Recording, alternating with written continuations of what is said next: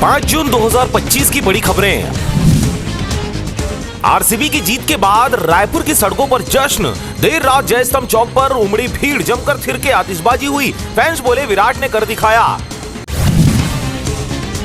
High court पहुंचा युक्ति युक्तकरण का मामला। शिक्षक बोले नियमों के खिलाफ काउंसलिंग। अपील का मौका भी नहीं मिला, प्रक्रिया पर रोक लगाने की मांग।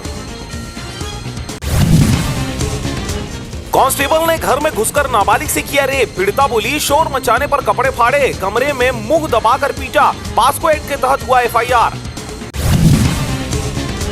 रायपुर में आज कोविड के 3 और नए मरीज मिले। टोटल एक्टिव केस बढ़कर 13। होम क्वारंटाइन में 12 मरीज, किसी की ट्रैवल हिस्ट्री नहीं।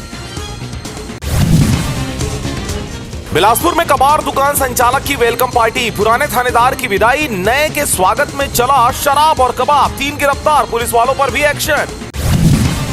मंत्रालय संवर्ग व फील्ड के अफसरों का कोटा तय, फिर भी चल रही खींचतान। फील्ड अधिकारी दूरस्थ क्षेत्रों में जाने से बचने मंत्रालय में करवा रहे पोस्टिंग।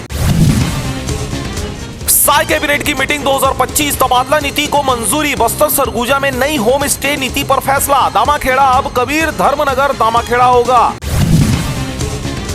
पत्रकारों से मारपीट का मामला। कॉलमी सर्विस ठेका कंपनी को बड़ा झटका। ठेका निरस्ती की सिफारिश, नौकरी से निकाले गए 4 बाउंसर।